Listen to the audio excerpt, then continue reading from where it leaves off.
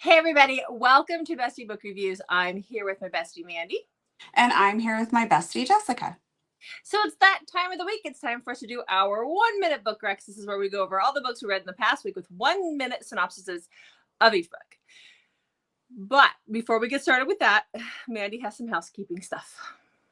Yeah, well, make sure you hit that subscribe button so you're entered to win all of our giveaways along our road to 2K. And right now we have one going on that will be going on until November 15th. All you have to do is fill out the Google form and just tell us what is a trope that you would like to see us do a video for, or any video ideas that you have. Just fill that out and you'll be entered to win. You can also follow us on Instagram for an extra entry. Yep. Okay.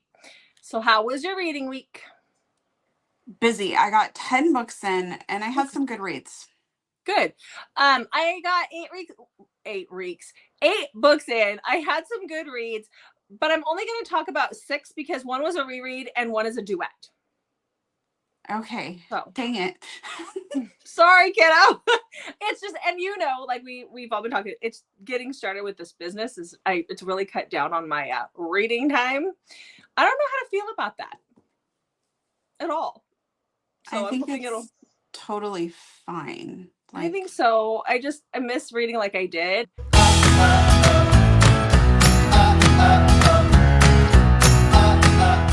Since you had 10, you know what that means, right? Yes. Okay.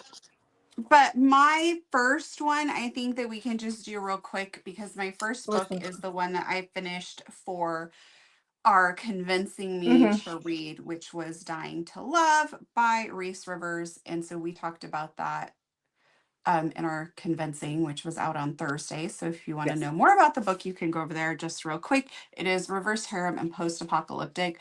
I really enjoy the post-apocalyptic part. It's about this girl who's really thriving in this post-apocalyptic world.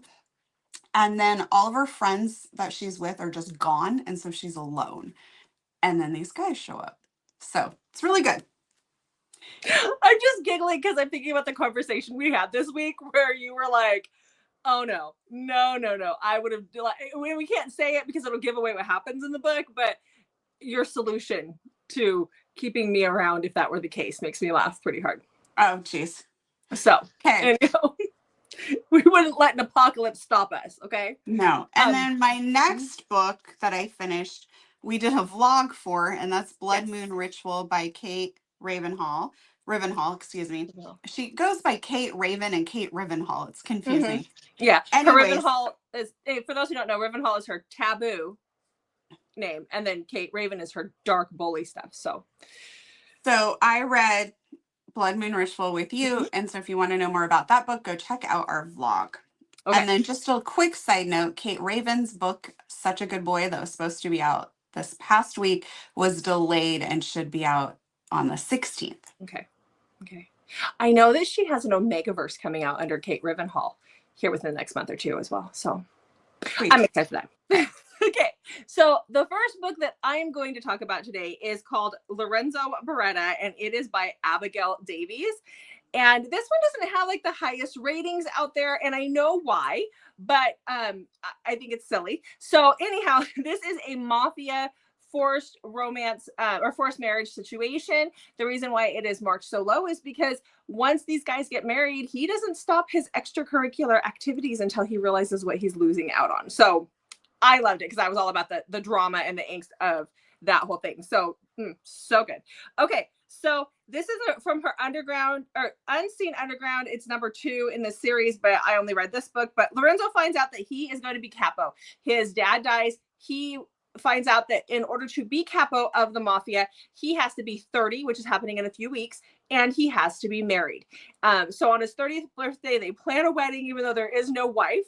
And then that is where Ada comes in. He sees Ada one day. Her dad runs like a store, like an Italian store, and she's delivering things to his house, and she kind of sasses off to him. Now he wants like this prim and proper Italian wife, but there's just something about her because he's turned away all the other women. And so he decides he's going to marry Ada, and he forces that marriage onto her by using the money that her family desperately needs in order to succeed and like stop working around the clock. And so she's not this calm, quiet Italian girl, but he's not giving up the other women yet either. So this is when we asked for this kind of thing or something similar in one of our reading groups when we were in Vegas. This was the one that popped up that I hadn't read yet. So I wanted to jump into it. I gave it 5 stars. I enjoyed it. Does it have its flaws? Yes. Is it for everybody? No. But I liked it a lot. Okay. That's what I was looking for. Okay. Yes. Mm-hmm. I don't mind other women drama at all.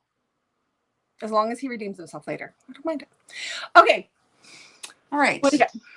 Okay, my next book is an author that we saw in Vegas. It's Nikki Hall. So I read Rule Breaker, which is #1 in her Wild Card series. I started this before we went to Vegas, and then I was also reading something else. So I ended up finishing after we got back, obviously. Okay.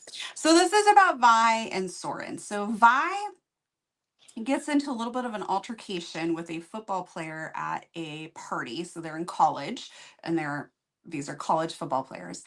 And it's kind of a big deal because she kind of injures him a little bit. And so she's hiding, and a friend calls Soren and asks him to come and get Vi. So he shows up and he takes Vi out of there, gets her out of there safely because the other guy is looking for her and he is not happy. And this leads him to bringing her back to his place and trying to like help her a little bit.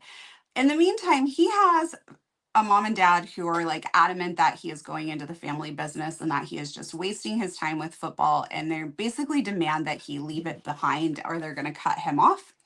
And he's getting actually ready to go into the draft. And they think he's just partying away and living this like crazy lifestyle on the campus. And so him and Vi end up in a fake dating relationship so he can protect her from the football people that are after her that are on his team, as well as get his parents off his back. And we all know how those fake dating situations work out. So I really enjoyed this. I rated it 4 stars, and I look forward to reading more from Nikki Hall.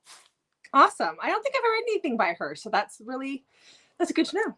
This is the book she talked about on the panel where she said he was blonde, but that you would get over it. You forgive him for it? He is a major cinnamon roll hero and talks about his feelings and things like that. So a little refreshing. Mm-hmm. It's hard for me to get over the blonde thing, but I can try. It really is. I have to picture them as like a really dirty blonde in my head. So, yeah. Okay. Anyhow.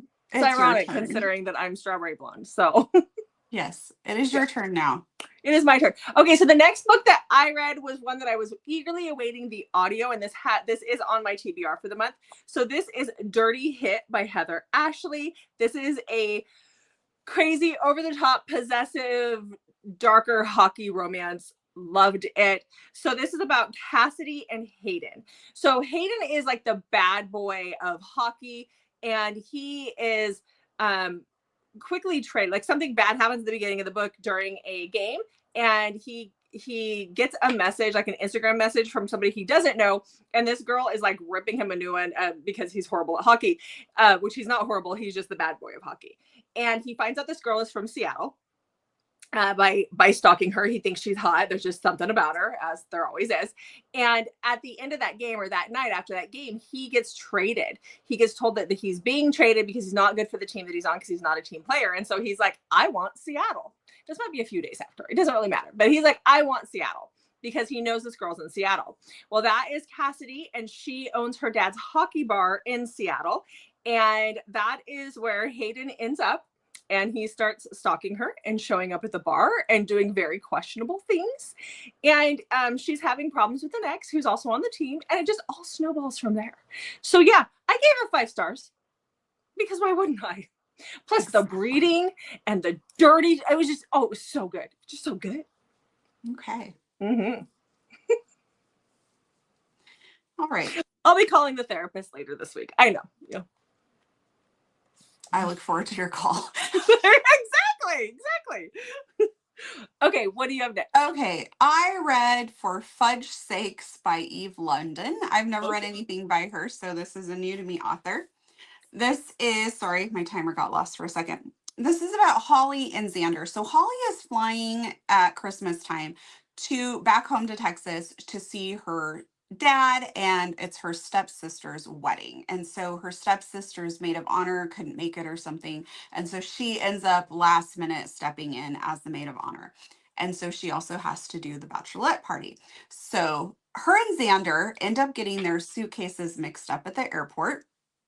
And so when Xander arrives at Mama May's house, and Mama May is his foster mom who's taken in a whole bunch of different boys over the years, and it sounds like they each kind of have their own story. So this is part of a series. He gets there and he opens his suitcase expecting to pull out these fancy gingerbread cookies. And instead, he finds an assortment of Christmas themed toys. If Oh you no. get my drift there. Yes. So Mhm. they have to switch suitcases back, and Xander is all about Christmas. And Holly, even though her name is Holly, is not about Christmas. And so he decides to show her that there really is Christmas cheer out there still. So Do it's the a toys come novella. in? I really what? Does he use the toys to do that? No. So Okay. it was a novella. I really enjoyed it. I rated it 4 stars. Okay. All right. So I went back and picked up a duet by Kay Webster that is one of her older ones that I haven't read before. So I was really looking forward to this. This is actually by Kay Webster and Nikki Ash. So this is Hidden Truths and then Stolen Lies. So this is a mafia arranged marriage situation. This is about Talia and Costas. Talia is in college somewhere in Europe with her boyfriend. They're going to college. They're about to embark to go back to the States where the boyfriend is from for the summer.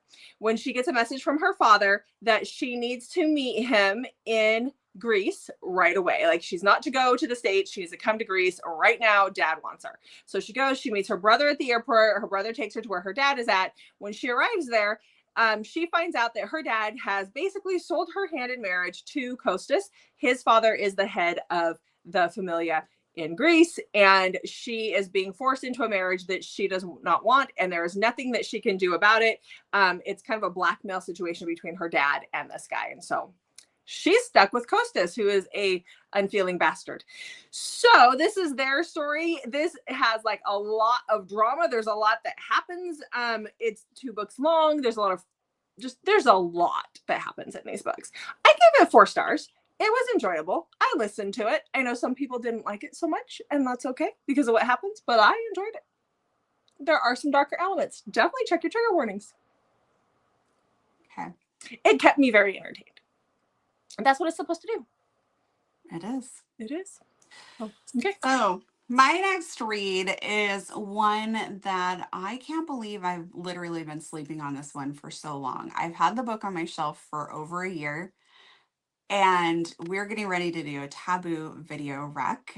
And so I'm like, oh, I really need to read this one. And so I grabbed June 1st by Jennifer Hartman. And oh my gosh, let me just tell you, this book is phenomenal. I loved it so much. It is heartbreaking. There are several heartbreaking scenes in this book where I cried like hysterically. So if you read this, get your tissues. So at about 6 years of age, Brant lives through like an unspeakable tragedy, which leads him to being adopted by his best friend, Theo. So he's only 6, but Theo is his best friend. And their parents or moms were very good friends. And so he gets adopted by them. And on the same day all these horrible things happen, Theo's little sister, June, is born. And June provides Brant this like comfort, and he takes on this role of protector of her. And then again, he's 6 years older. And when she becomes of age, all of a sudden he starts having some feelings that he is really confused by and uncomfortable with. And she becomes the one girl that he absolutely loves that he cannot have. Loved this one so much. I didn't realize that one was that kind of a book. Yeah. Okay. Tissues multiple times throughout this story. Heartbreaking, but incredible. It is a bigger book too, but oh, it was phenomenal. Okay. And it does have You an will, HEA, right? yes, Yeah. you will see it. I don't know that Jennifer Hartman writes without one. I don't think she does. It just makes you question when there's that much heartbreak in a book. Do we get an HEA or no? There's a lot of heartbreak. Mm-hmm. Okay. It will be on my top reads of the year. I've had it on my Kindle. Like I had it pre-ordered before it came out, kind of a thing, and I've never read it. It literally, I've had the physical copy sitting on my shelf for over a year. I'm not surprised. I have some on my shelf too that I'm like, oh crap. Yeah. I'm organizing right now and I'm like, oh, didn't even know I got this book. And it was a book that I like had signed by the author when I met her. Mm-hmm. That's the problem. It's a problem. Speaking of signed books by authors, that is another one that I have that I'm going to be talking about next. So I got this when we were in Seattle. This is Glove Save by Tegan Hunter. This is book number 6 in her Carolina Comments. I've read books 2 and 3 in her Carolina Comments and then jump to 6. So you can read it as a standalone, obviously. So this is a hockey romance. Our hero is Greer. He is the grumpy goalie, and that is his whole personality. He is just an ass, and he doesn't believe in dating, and he doesn't believe in true love, and that has a lot to do with his parents. His mom is on her 5th wedding, and his dad has had like 6 kids by 6 different women, kind of a thing, and he's never married any of them. And so Greer needs a date for his mom's wedding, and that is where Stevie comes in. So Stevie is friends with the other hockey people's wives, and that's how he meets her. She is a single mom. She was in an abusive relationship before, so she does have tendencies to pull away. And like when he gets mad at one point in the book, she thinks he's going to hit her, and he's like, what is that all about? Because just because he pinched the bridge of his nose, kind of a thing. But she has a 10-year-old daughter who really, really, really loves hockey, and so Greer offers to coach her daughter because her daughter wants to be a goalie and teach her how to be a goalie if she will be his fake date to his mom's wedding. And there you have it. So I love fake dating. I know. I gave it 4 stars. I can see you giving it higher. The audio was great.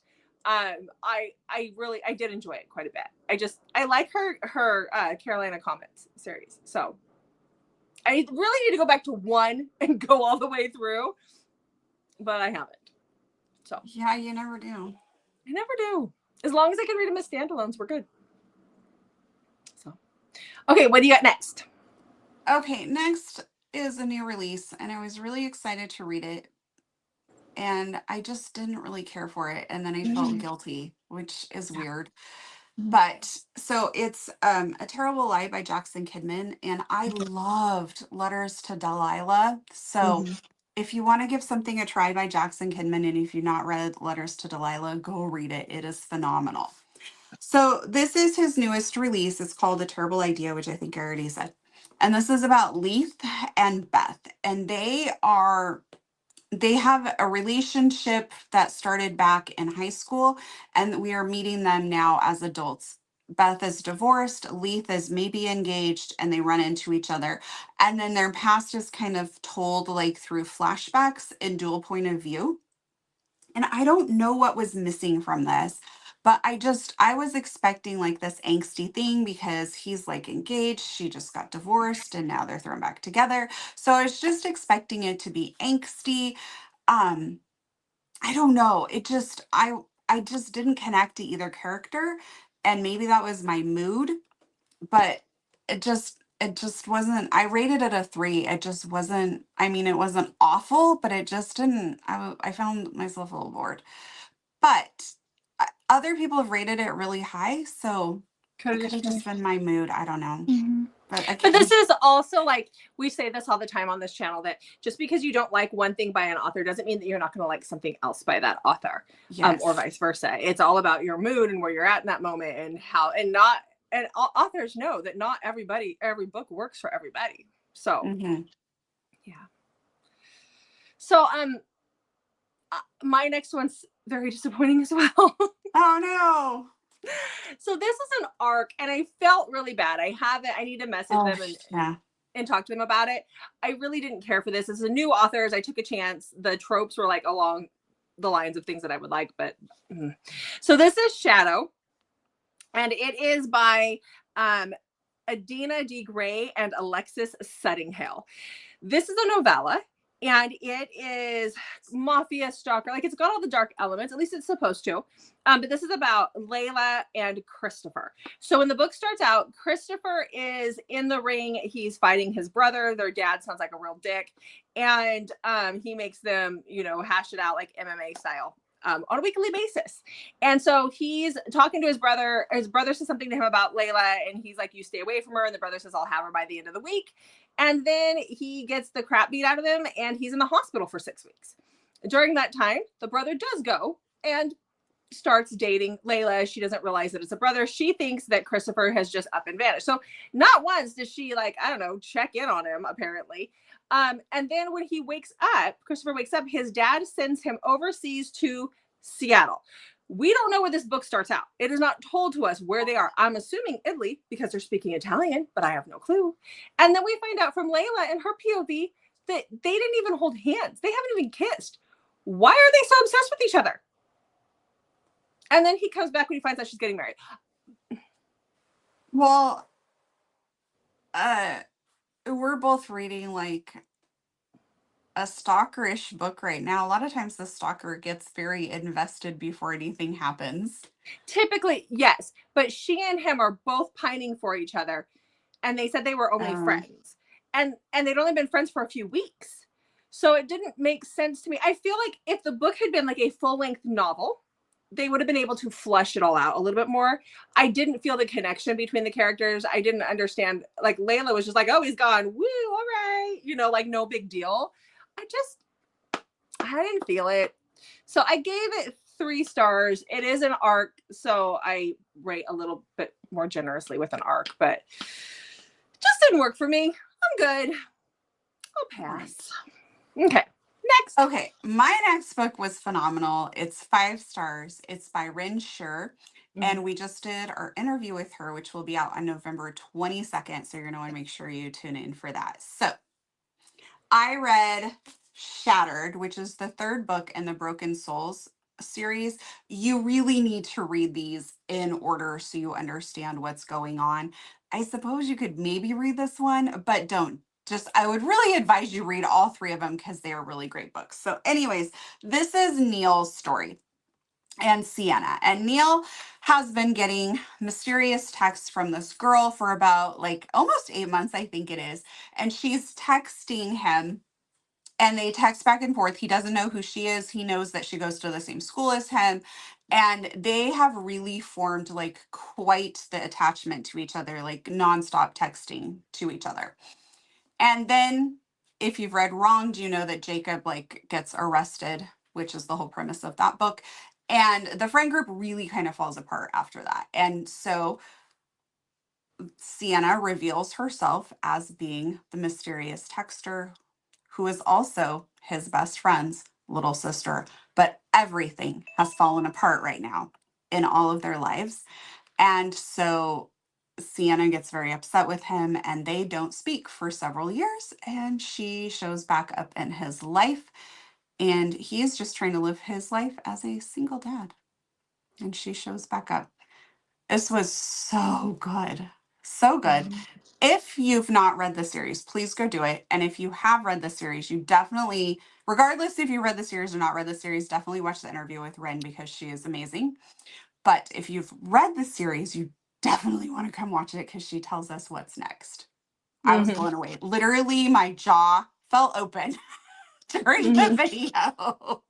Yeah, and what she told us makes me eager to finish the rest of the book so that I can get to that. Yes. So, yeah. Okay.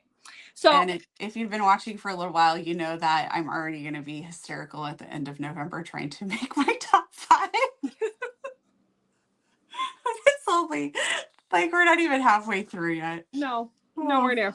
So, okay. So the last book that I have is another arc.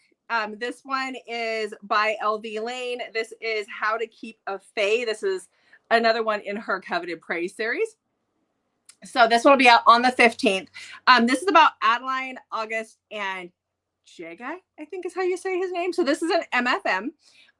This takes place in that coveted prey world. Everybody's still at war with the Blighton. So this is fantasy. This is Omegaverse with vampires. Like it ticks it all. Like all the boxes were getting ticked off.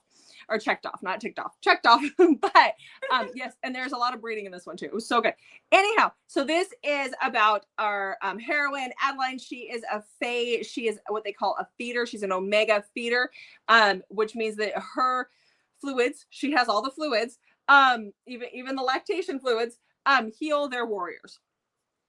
This tends to happen a lot in LB Lane's books, but they're not allowed to like form attachments to these alpha fae warriors. They're not allowed to have children of her own. That is for the breeders. She is not a breeder. Like there's all these things, there's all these rules, and she really longs for that connection. And then one day this one guy shows up. He's a warrior and she's supposed to feed him, but there is a connection there and something weird just starts to happen, and things kind of go from there. And then his buddy shows up a little while later.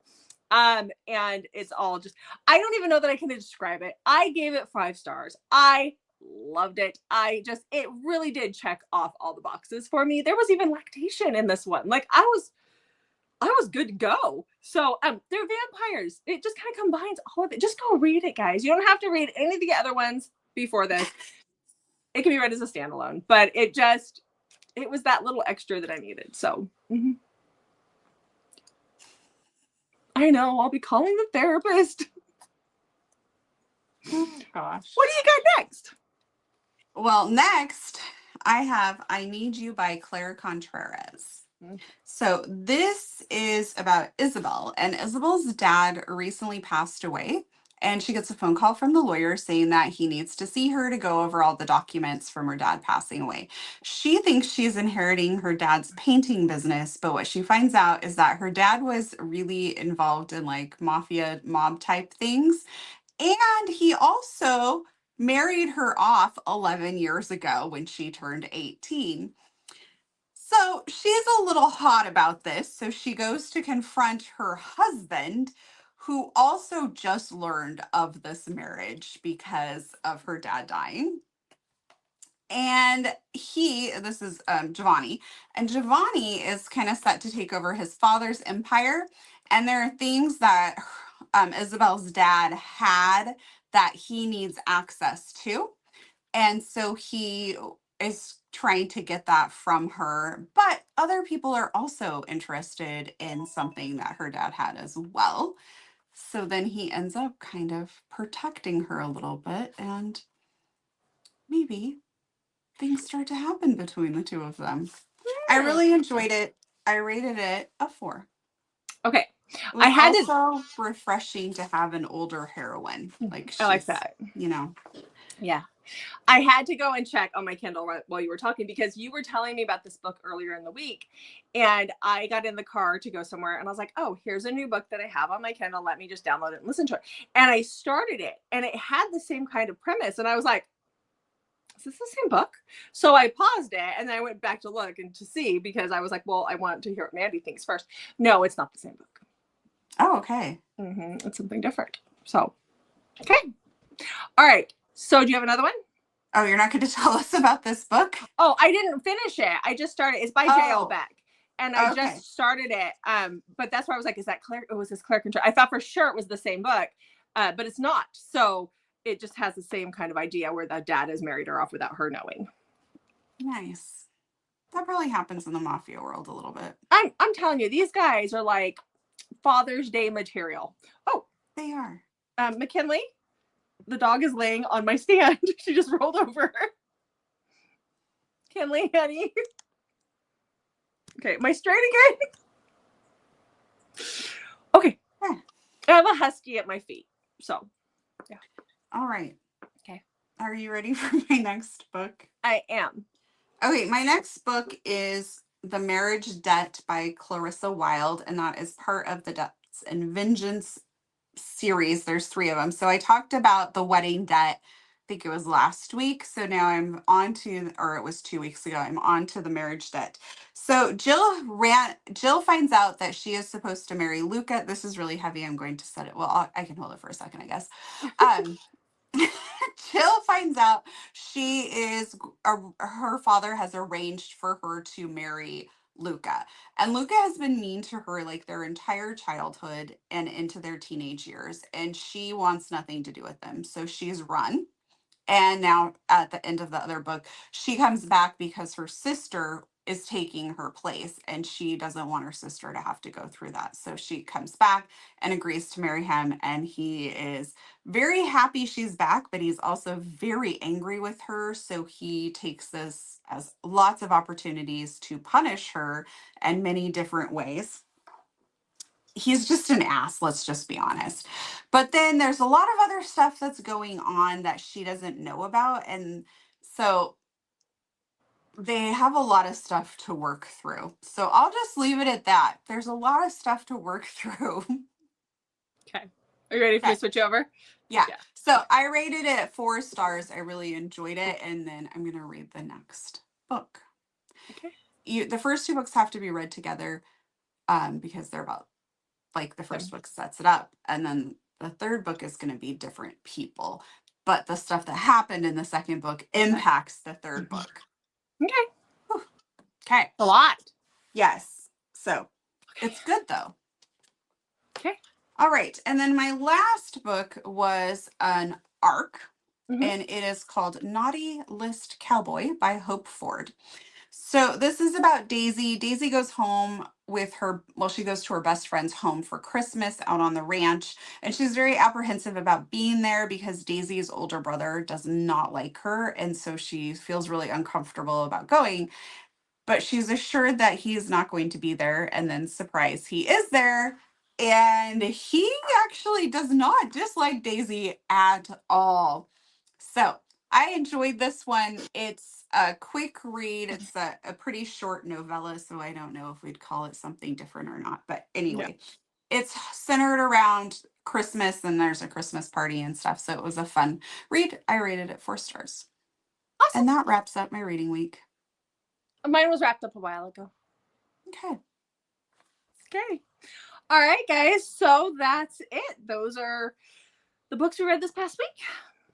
Yes. So tell us what you're reading. Have you read any of the books we talked about? Did you like them? Are they on your TBR? Just tell us all the reading bookish things in the comments below. And don't forget to fill out that Google form so you can be entered to win the Amazon gift card. Yep. Also, check back on Mondays, Thursdays, and Saturdays for new videos from us. And make sure you've hit the notification button because we do drop extra videos, usually on Wednesdays. Yeah, this week might be Wednesday and Friday. So yes, this week there will be lots of extra videos. So make sure you stay tuned. Yeah. So Merry early Christmas. All right. So thanks for watching, guys. We'll see you in the next video.